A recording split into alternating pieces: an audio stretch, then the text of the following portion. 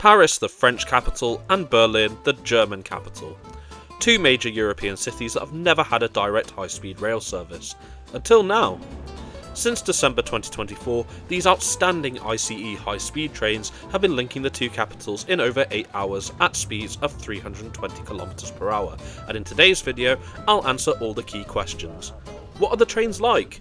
Are over 8 hours on this train doable? Will I get a seat in the dining car, and just how much does this journey cost? Which is not what you would expect. Now join me as the journey continues.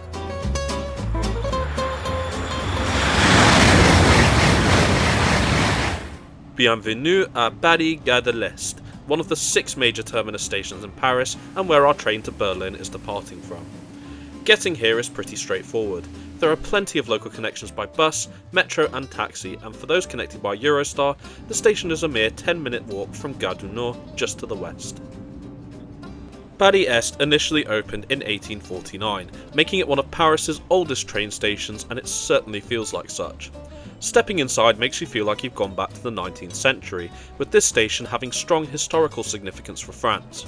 Paris Est was used by French soldiers in World War I as a departure point, notably to the Battle of the Marne. The famous Erta monument commemorates this and is still proudly displayed in the station to this day, with a memoir by the platforms highlighting those who lost their lives in the war. But regardless, there has been plenty of modernisation since, with modern ticketing facilities and plenty of essential and non-essential shops, even via an underground shopping centre just next to the Paris metro connection. While still in the shadows of Gare du Nord next door usage-wise, it's still the 5th busiest station in Paris, with nearly 40 million passengers a year, many of which will be using long-distance TGV services not only to eastern France, but also internationally to Luxembourg or Germany. The train on the right, however, is not a TGV, but it's the one we'll be catching today, the 0955 departure to Berlin-Ostbahnhof. Just over 20 minutes before departure, we're called to board from platform 9, but as is the case with high-speed rail in France, it's pretty chaotic, as despite there being automatic barriers, most passengers have to go through manual ticket checks, so let's just scan my e-ticket and head on through. The Paris to Berlin service is part of the successful Deutsche Bahn and SNCF cooperation that has been operating since 2007, and exclusively uses Deutsche Bahn's fleet of 17 Class 407 ICE3 Velaro D trains, built by Siemens between 2009 and 2012.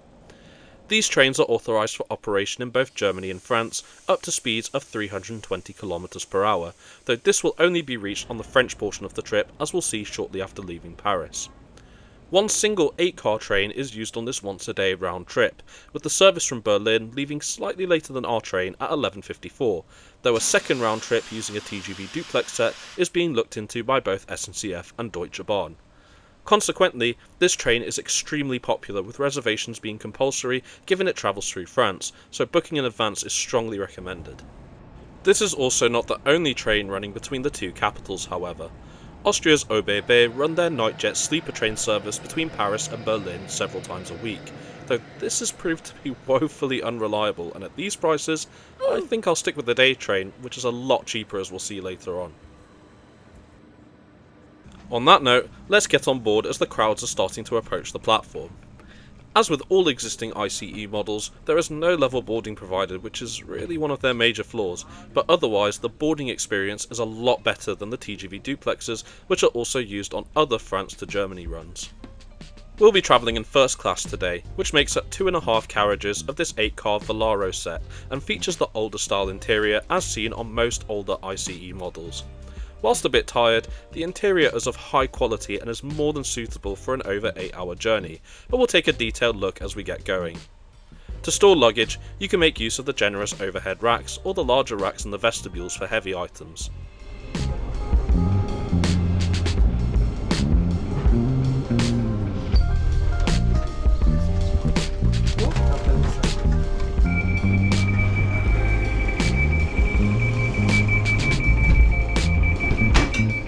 We depart Paris Est on time at 09:55 Central European Time, as we sit back, relax and commence the mammoth 9-hour journey to the German capital. I'll get into why the journey is 9 hours as opposed to the usual 8 later in the video. Good morning, ladies and gentlemen. The corporation Deutsche Bahn SNCF Voyageurs Welcome you on board this ICE train to Berlin East via Strasbourg, Karlsruhe main station, Frankfurt Süd and Berlin main station. You will find the restaurant in coach number 26 and we wish you a pleasant journey. For the first 15 minutes or so, our time is spent navigating the Parisian suburbs. One thing in particular to look out for is the Technocentre Est Européen, one of SNCF's main workshops for trains out of Paris Est, where we can see the brand new TGV M stable for testing and training purposes, which is expected to enter service later this year. Are you as excited about it as I am? Anyway, before long, we leave Paris's commuter network behind and begin to accelerate as we enter the LGV Est. This is the first high-speed line opened in France to reach running speeds of 320 km per hour, as well as the first to be equipped with the German ICE, with the first phase opening in 2007 and the second phase to Strasbourg opening in 2016, turning what was previously a 5-hour journey into a mere 2 hours non-stop. At an average speed of 279 km per hour, it's the second fastest operational railway line in the world and was previously the fastest until China's Wuhan to Guangzhou high-speed line opened in 2009. I still find it funny how the only place a German ICE reaches its fastest top speed is in France. We quickly reach the maximum 320 km per hour service speed, passing through stations such as Champagne-Ardenne TGV in the blink of an eye. On the section of the line we're travelling on now between Champagne-Ardenne and Meuse, a TGV duplex set the world speed record for a steel wheel commercial train as part of testing done by Alstom and SNCF, which is still proudly highlighted by TGV 723 in commercial service to this day. But enough about that. It's time we check out the interior of our ICE now, don't you think? I personally find the seats to be among the most comfortable that I've tried on a high-speed train. They're well padded with plush headrests and great ergonomic design. At the side, you'll find a foldable armrest with a standard 220V power socket located just below the window side one. Legroom is of course excellent with a footrest available too, and though I'm not normally a fan of these, the roomy interior certainly made this more tolerable. There's also a recline at the bottom of the seat, which to operate you pull down the lever and slide your body forwards and backwards to adjust as you wish. A personal litter bin is found at the base of the seat in front, just below the reasonably sized tray table and storage net, the latter containing the onboard menu which you can order food to your seat from, but I'll come back to this a little bit later. Just above, below the overhead luggage rack, is a touch sensor operated reading light, which is just next to the seat reservation numbers, which are also found in braille on the side of the seat too. Below the overheads, you'll also find coat hangers, which are also included on the seats, and finally, the draw-down blinds are useful for reducing the harsh sunlight on this surprisingly warm spring morning. As much as these trains are in need of a refurbishment like the other ICE models I've received, this is still a brilliant and comfortable onboard environment, and if it ain't broke, don't fix it. Most of the LGV Est consists of the first phase built in 2007. Both phases are linked by the 2.5-mile Saverne Tunnel. After traversing it, we reach the much shorter second section completed in 2016, and before long, we reach the end of the LGV Est and make the approach to Strasbourg, our train's first and only stop in France. Strasbourg is the largest city in France's Grand Est region, and the 8th largest in the country as a whole. It's also the host of several European institutions, including the European Parliament. We've arrived a few minutes early, so that provided a chance to get off the train for some fresh air. It's also worth noting that being located next to the German border, police often do ID checks here, as was the case today. Leaving Strasbourg, we now prepare to cross the border into Germany. We do so traversing the Rhine Bridge over the River Rhine, and reaching the other side officially marks our entry into Germany for the remaining 7 hours of the trip, or longer if the German rail network doesn't behave itself. Remember, this journey takes place in the European Schengen area, so minus ID checks some countries do, there are no other border formalities between France and Germany.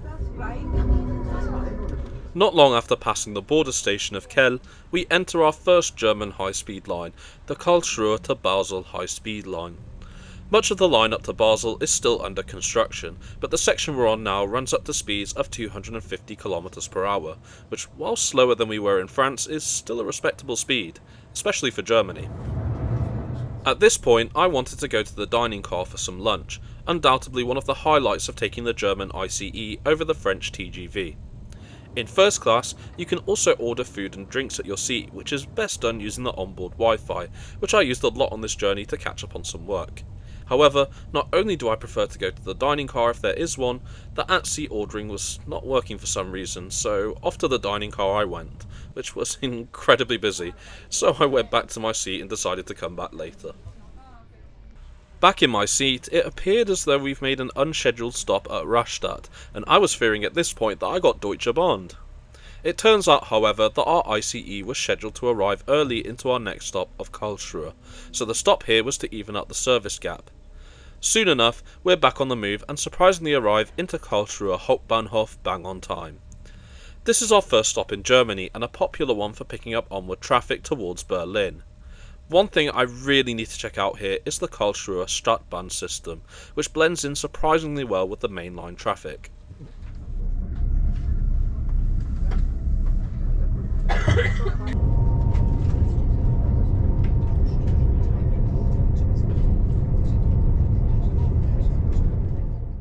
Here's a quick look at second class on the ICE Velaro D. This makes up 4 carriages on board and is in a 2x2 configuration with a mixture of airline and table seats, though as you can see it's incredibly busy, the majority of people travelling the full distance to Berlin. Second class on this train starts at €49.99, which for 8 hours, well 9 in our case given the eventual diversion, is a pretty good deal. Though as you can imagine the seats are slightly less comfortable than first and there's a lot less privacy. One of the second class carriages is a dedicated family zone to keep kids entertained, featuring numerous stickers and storage for prams, or luggage in some people's cases. Whilst the Velaro D has no bike storage, there's still a reasonably sized space for wheelchair users that also features a PRM specified toilet. As is normally the case with ICEs I've travelled on, this was impeccably clean with sufficient space, including a baby changing facility and several coat hangers. There are also plenty of standard toilets which are found throughout the train.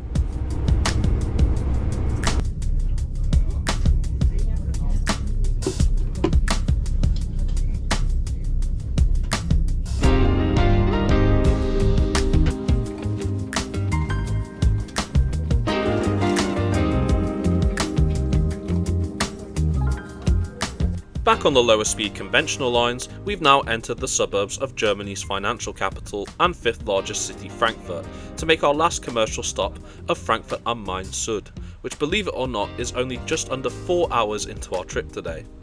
The stop here means our ICE avoids the bottleneck that is Frankfurt am Main Hauptbahnhof, as well as a rather timely procedure of the driver having to change ends as part of the journey, which can often be the cause for delay. So far though, we're perfectly on time, with plenty available to get out and enjoy this amazingly sunny weather.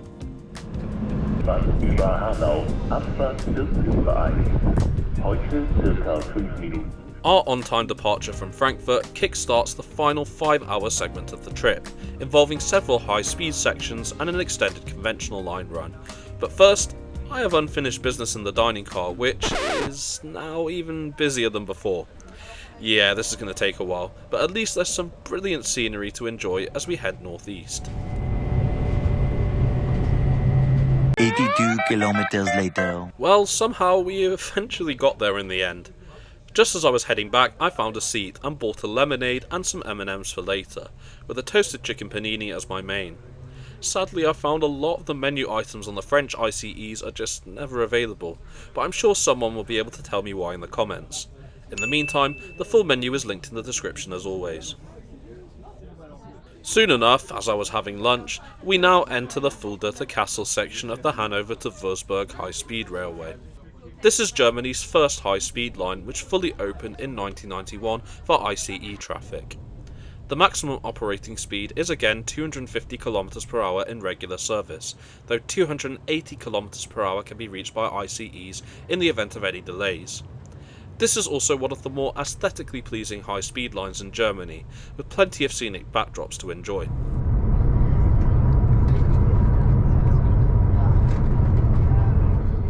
We don't technically run non-stop, however. we need to do a driver change at Castle Wilhelmshöhe, meaning we make a scheduled stop, though no passengers are allowed to board or alight here. After this, we're all set to go ahead on the home straight to Berlin for the last few hours. Soon enough, we exit the high-speed line, and passing through Braunschweig means we get to see the future ICE L sets in store, set to run between Berlin and Amsterdam, if they ever start to work, as well as an NS ICNG, which will eventually enter service between the Netherlands and Germany, amongst other places. As mentioned earlier, owing to engineering works, we'll be taking a diversion, meaning we skip a section of high-speed running on the Berlin to Hanover high-speed line, which Deutsche Bahn informed me about in advance of taking this trip. This not only adds on an additional hour onto our journey time, but also means we get to miss out on the original Volkswagen factory dating back to 1938, which produced thousands of Volkswagen Beetles as well as Kubelwagens during World War II. We instead take the slower route via Magdeburg, where we pick up a slight delay, but nevertheless still get to enjoy the scenery on the approach to the Berlin suburbs.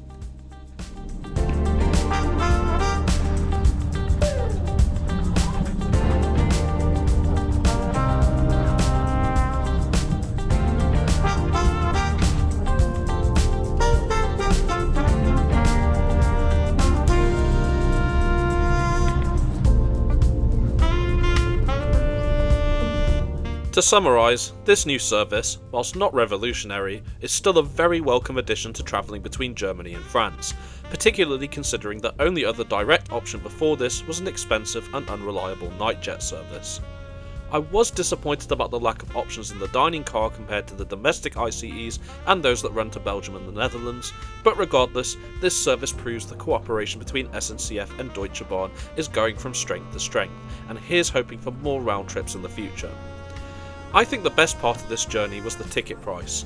Fares start at €69.99 in first class, though I paid €91.99 a few weeks in advance through the Deutsche Bahn website, as I travelled on a weekend when demand is slightly higher, which for 9 hours on a high-speed train is pretty good value for money if you ask me. Well, there was some confusion on the home stretch, as the train manager thought we would arrive over 20 minutes late as we were behind several local trains, but in the end, we arrive a Deutsche Bahn acceptable 8 minutes late into the magnificent Berlin Hauptbahnhof.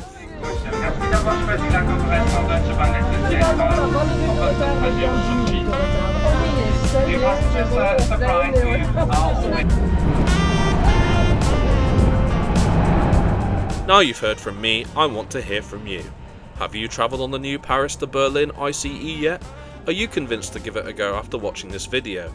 Let me know in the comments. I hope you've enjoyed this video. Please like and share it if you did to aid the channel's growth, and don't forget to subscribe to the channel and turn on notifications for more content such as this weekly. Well, my connection to Leipzig was meant to have left already, but in true Deutsche Bahn fashion, it's also arrived late, proving that Deutsche Bahn does believe in second chances. Thanks so much for coming with me on this trip, and I look forward to bringing you with me on my next one.